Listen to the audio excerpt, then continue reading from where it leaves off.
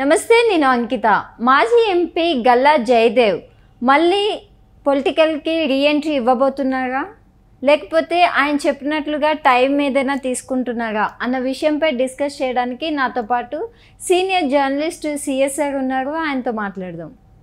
Hi sir. Hello sir, ఇప్పుడు చూసుకుంటే గల్లా జయదేవ్ గారు పొలిటికల్కి చాలా దూరం అయిపోయారు. అయితే ఇప్పుడు మళ్ళీ రీఎంట్రీ ఇవ్వబోతున్నారని తెలుస్తుంది. అయితే కొంతకాలం ఆయన గ్యాప్ తీసుకుంటా అని కూడా చెప్పారు. మరి ఆయన గ్యాప్ తీసుకుంటారా, లేకపోతే రీఎంట్రీ ఇవ్వబోతున్నారా? ఆయన ఒక్కోసారి ఎలా ఉంటుందంటే లైఫ్లో మనం ఊహించినటువంటి పరిణామాలు జరుగుతూ ఉంటాయి. గల్లా జయదేవ్ విషయంలో కూడా అది జరిగింది. వాస్తవంగా ఆయన 2 సార్లు వరుసగా ఎంపీగా గెలిచారు గుంటూరు నుంచి. 3వసారి కూడా గెలవడానికి అవకాశం పుష్కలంగా ఉంది. అయినప్పటికీ కూడా ఆయన ఆల్ ఆఫ్ సడన్గా రాజకీయాలకి తాత్కాలిక విరామం ప్రకటిస్తున్నానని చెప్పేసి సైడ్ అయిపోయారు. ఆ విరామం ఎంతకాలం అనేది అప్పుడు చెప్పలే. మినిమం 5 years కావచ్చు, 10 years కావచ్చు అన్నట్టుగా చెప్పారు. దానికి కారణం ఏంటంటే తను బిజినెస్లో చాలా బిజీగా ఉన్నాను, తన ఫాదరు యాక్టివ్గా బిజినెస్ని రన్ చేయలేకపోతున్నారు, కాబట్టి ఖచ్చితంగా అమర్ రాజా కంపెనీ వాళ్ళదే, అమర్ రాజా బ్యాటరీస్, ఆ కంపెనీని ఇతర రాష్ట్రాలకు కూడా విస్తరింప చేయాలనే ఆలోచన ఉంది. దాంతో అటు రాజకీయాలని ఇటు బిజినెస్ని నేను సమన్వయం చేసుకోలేకపోతున్నాను, కాబట్టి తాత్కాలికంగా నేను రాజకీయాలకి విరామం ప్రకటిస్తున్నానని చెప్పి అభిమానుల దగ్గరికి ప్రకటించేసి ఆయన రాజకీయాల నుంచి విరమించుకున్నారు తాత్కాలికంగా. దీంతో హాట్ ప్లేస్ లాగా ఉండేటువంటి గుంటూరు ఎంపీ స్థానానికి పెమ్మసాని చంద్రశేఖర్ వచ్చేసారు. సో పెమ్మసాని చంద్రశేఖర్ రావడం, ఎన్ఆర్ఐ, ఆయన గుంటూరు నుంచి పోటీ చేయడం, గెలవడం, మంత్రి కూడా అయిపోయాడు, కేంద్ర మంత్రి కూడా అయిపోయాడు. దాంతో గల్లా జయదేవ్ జనరల్గా ఏమనుకుంటారు, గెలిచే అవకాశం ఉంది, ప్లస్ ఒకవేళ ఆయన మళ్ళీ పోటీ చేసినట్టయితే గెలిచిండేవాళ్ళు, గెలిచినట్టయితే ఖచ్చితంగా కేంద్ర మంత్రి పదవి వచ్చిండేది ఆయనకి. ఇంకా పెమ్మసాని చంద్రశేఖర్కే కేంద్ర సహాయ మంత్రి వచ్చింది, కానీ అదే గల్లా జయదేవ్కి అయినట్టయితే కేంద్ర మంత్రి వచ్చిండేది. కేంద్ర మంత్రి కావడం అనేది అదొక పెద్ద అచీవ్మెంట్ రాజకీయాల్లో.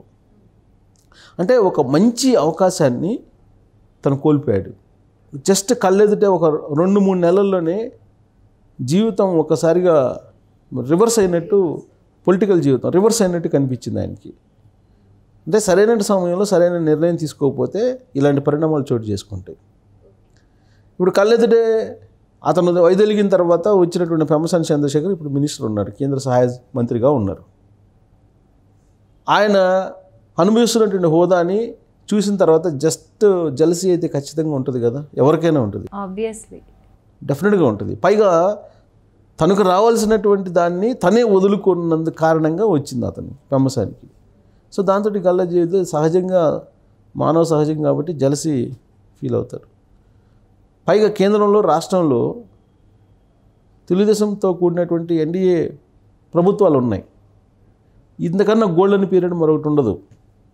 పైగా కేంద్ర ప్రభుత్వం తెలుగుదేశం పార్టీ భాగస్వామ్యంతో నడిచేటువంటి పరిస్థితి ఢిల్లీలో ఉంది. దీన్ని వాస్తవంగా గోల్డెన్ పీరియడ్ అనాలి తెలుగుదేశం పార్టీకి, లేదా తెలుగుదేశం పార్టీ ఎంపీలకు కానీ, తెలుగుదేశం పార్టీ ప్రజాప్రతినిధులకు కానీ, ఎంపీలకు కానీ, ఎమ్మెల్యేలకు కానీ, ఎవరికైనా సరే ఇట్స్ గోల్డెన్ పీరియడ్ రాజకీయంగా. ఇలాంటి గోల్డెన్ పీరియడ్లో లేకపోవడం అనేది అన్లక్కీయే కదా, అంతే, అన్లక్కీ అనుకోవాలి. అంటే చేతికి వచ్చినటువంటి అవకాశాన్ని జారవిడుచుకున్నాడు గల్లా జయదేవ్. ఇప్పుడు ఆయన రీథింకింగ్లో పడ్డారు అనేది ఆయన అభిమానులు చెబుతున్నారు. రీథింక్లో పడి మళ్ళీ రాజకీయాల్లో యాక్టివ్ కావాలి అనేటువంటి ఒక ఆలోచన చేస్తున్నట్టు వినిపిస్తుంది. మరి ఇప్పటికిప్పుడు ఎలా యాక్టివ్ అవుతారు అని అంటే ఆయనకున్నటువంటి పేరు, ఆయనకున్నటువంటి క్యాపబిలిటీ, సమర్థత, ఇవన్నీ తెలుగుదేశం పార్టీ అధినేతకు బాగా తెలుసు. ఎంపీగా ఉన్నప్పుడు 2 సార్లు ప్రతిపక్షంలో ఉంది తెలుగుదేశం పార్టీ. ఆ 2 సార్లు ఫస్ట్ టైం అధికారంలోనే ఉంది, ఫస్ట్ టైం ఎన్డీఏలో ఉంది, ఫస్ట్ టైం ఎంపీగా గెలిచినప్పుడు ఈయన 2014 నుంచి 2019 వరకు తెలుగుదేశం పార్టీ అధికారంలో ఉంది. ఆ రోజు కూడా ఎన్డీఏ ప్రభుత్వం కేంద్రంలో ఉంది, రాష్ట్రంలో ఎన్డీఏ ప్రభుత్వం ఉంది. అయితే అప్పుడు తెలుగుదేశం పార్టీ మీద ఆధారపడి ప్రభుత్వం లేదు అక్కడ, కానీ ఈసారి ఆధారపడి ఉంది. అదే డిఫరెన్స్. అప్పుడున్నాడు కానీ ఫస్ట్ టైం ఎంపీ కాబట్టి ఆయనకి కేంద్రంలో మంత్రి పదవి లభించలేదు, ఓకే, ఫస్ట్ టైం ఎంపీ కాబట్టి. ప్లస్ అప్పుడు కేంద్ర మంత్రివర్గంలో కూడా అప్పుడు అశోక్ గజపతిరాజుకి ఇచ్చారు, సీనియర్ ఉన్నారు కాబట్టి. కానీ ఇప్పుడు కనుకున్నట్టయితే ఈయనే సీనియర్ అయిండేవాడు, 3వ ఎంపీ కాబట్టి ఈయనే సీనియర్ అయిండేవాడు, ఈయనకే మంత్రి పదవి వచ్చిండేది.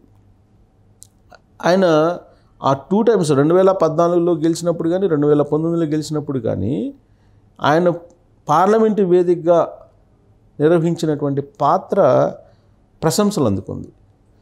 ప్రత్యేకించి 2019లో ప్రతిపక్షంలోకి వెళ్ళిన తర్వాత తెలుగుదేశం పార్టీ అంటే ఎన్డీఏ నుంచి బయటకు వచ్చిన తర్వాత చాలా ఇబ్బందులు పడింది పార్టీ. ఆ సమయంలో వీరోచితమైనటువంటి పోరాటం పార్లమెంటు వేదికగా చేశాడు గల్లా జయదేవ్. అందుకే ఆయనకంటూ ఒక ప్రత్యేకమైనటువంటి గుర్తింపు ఉంది పార్టీలో. అయినంత మాత్రాన ఇప్పటికిప్పుడు మళ్ళీ ఆయనకి రాజకీయాల్లో యాక్టివ్ కావడానికి తగినటువంటి స్థానం కల్పించగలదా తెలుగుదేశం పార్టీ అని అంటే ఇప్పటికిప్పుడు కల్పిస్తుందంటే ఇప్పటికిప్పుడు కల్పించలేదు, కానీ సమీప భవిష్యత్తులో కల్పించడానికి అవకాశం ఉంది. సో ఆయన క్యాపబిలిటీకి ఆయన సామర్థ్యానికి తగినటువంటి పోస్ట్ ఏముంది అని అంటే ఇప్పుడు రాజ్యసభ మాత్రమే ఉంటుంది. ఆ రాజ్యసభ కూడా నెక్స్ట్ ఇయర్ రాజ్యసభ ఎన్నికలు ఉంటాయి. ఒకవేళ మళ్ళీ ఆయన రీఎంట్రీ కావాలి, ఇప్పటికిప్పుడు నష్టపోయాము అని అనుకుంటే కనుక రాజ్యసభ ద్వారా మళ్ళీ పార్లమెంట్లోకి ఎంటర్ కావచ్చు. పార్లమెంట్లోకి ఎంటర్ అయిన తర్వాత అప్పుడు ఒకవేళ ఏదన్నా చంద్రబాబు నాయుడు ఓకే ఇతని సామర్థ్యం ఉంది, 2 సార్లు ఎంపీ అయ్యాడు, 3వసారి రాజ్యసభ మనం ఇచ్చాం కదా రాజ్యసభ అని చెప్పి కేంద్ర మంత్రి పదవి కూడా అప్పుడు వచ్చే అవకాశం ఉంది. సార్ ఇక్కడ చూస్తే ఆయన పొలిటికల్గా కొంచెం గ్యాప్ ఇచ్చారు. సో మళ్ళీ రీఎంట్రీ అయినప్పుడు ప్రజలు ఆయన ఎలా స్వీకరిస్తారంటారు? అంటే గతంలో ఆయన చేసినటువంటి పోరాటాలు, గతంలో ఆయన ప్రజలకు చేసినటువంటి సేవ ఇవన్నీ కూడా అతనికి పాజిటివ్గానే ఉన్నాయి. ప్రజలు ఆదరించేటువంటి పరిస్థితి కూడా ఉంది. రాజకీయాలకు తాత్కాలికంగా విరామం ఎందుకు ప్రకటించాల్సి వస్తుంది అనేటువంటి విషయాన్ని కూడా చాలా క్లీన్గా ఎక్స్ప్లెయిన్ చేసి ఆయన తాత్కాలికంగా వైదొలిగారు. కానీ ఆయన రెస్పాండ్ అవుతారు. కానీ ఇక్కడ స్పేస్ ఉండాలి కదా ఆయనకి ఇప్పటికిప్పుడు. కాబట్టి ఆయనకి స్పేస్ రావాలంటే టైం పడుతుంది, 1 year అన్న మినిమం పడుతుంది. మళ్ళీ రాజ్యసభ ఎన్నికలు రావాలంటే, రాజ్యసభ అవకాశం రావాలంటే, ఒకవేళ వచ్చినప్పుడు అప్పుడు ఒకవేళ చంద్రబాబు నాయుడు ఇతనికి సమర్థత ఉంది, క్యాపబిలిటీ ఉంది కాబట్టి మనం ఇద్దాము అని చెప్పి రాజ్యసభ ఇవ్వాలి. రాజ్యసభ తర్వాత కేంద్ర మంత్రి పదవి ఒకవేళ ఇస్తే మరి ఆ యాంగిల్లో చంద్రబాబు నాయుడు ఆలోచిస్తారా ఇప్పుడున్నటువంటి పరిస్థితుల్లో అని అంటే లేకపోవచ్చు.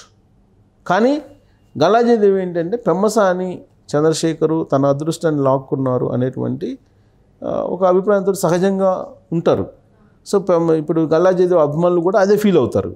కాబట్టి ఇప్పుడు గల్లా జయదేవ్ రీఎంట్రీకి తగిన పోస్ట్ ఏంటి అని అంటే ఖచ్చితంగా రాజ్యసభ ఉంటుంది. కానీ కొంతమంది ఏమంటున్నారంటే ఆంధ్రప్రదేశ్ ప్రభుత్వ ప్రత్యేక ప్రతినిధి, ఢిల్లీ ప్రతినిధి, ఆంధ్రప్రదేశ్కి ఢిల్లీ ప్రత్యేక ప్రతినిధి అనేటువంటిది ఒకటి పోస్ట్ ఉంది. అది క్యాబినెట్ ర్యాంక్ ఉంటుంది, బట్ ఆ పోస్ట్ ఎక్స్పెక్ట్ చేస్తున్నాడు అనేది కూడా ఒకటి ఉంది.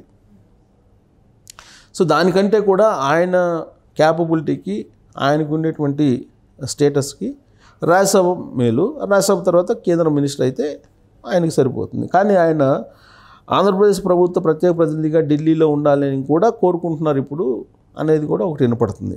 సో మొత్తం మీద చంద్రబాబు నాయుడు ఆయనకి ఏ విధంగా న్యాయం చేస్తారనేది ఒకటైతే, రీఎంట్రీ ఇప్పుడు కావాలనేటువంటి ఒక ఆలోచన ఆయనకి ఇప్పుడు వచ్చింది గల్లా జయదేవ్కి అనేది ఇంకోటి వినిపిస్తుంది. ఇలాంటి పరిణామాల దృష్ట్యా మరి తెలుగుదేశం పార్టీ ఏ విధమైనటువంటి నిర్ణయం తీసుకుంటుంది అనేది మనం వెయిట్ చేయాలి. ఎందుకంటే ఆంధ్రప్రదేశ్ ప్రభుత్వ ప్రత్యేక ప్రతినిధి అనేటువంటి పోస్ట్కి దాదాపు 4-5 పేర్లు వినిపిస్తున్నాయి.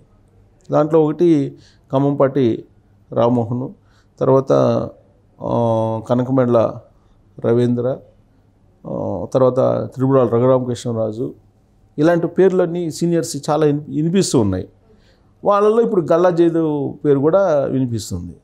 బట్ గల్లా జయదేవ్ విషయంలో వస్తే కనుక ఈ పోస్ట్ అనేది అతనికి సూటబుల్ కాదు, అతనికి రాజ్యసభ సూటబుల్ అనేటువంటి ఒక ఒపీనియన్ అయితే పార్టీలో ఉంది.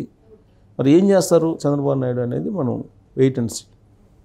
Okay, thank you so much sir. Thank you.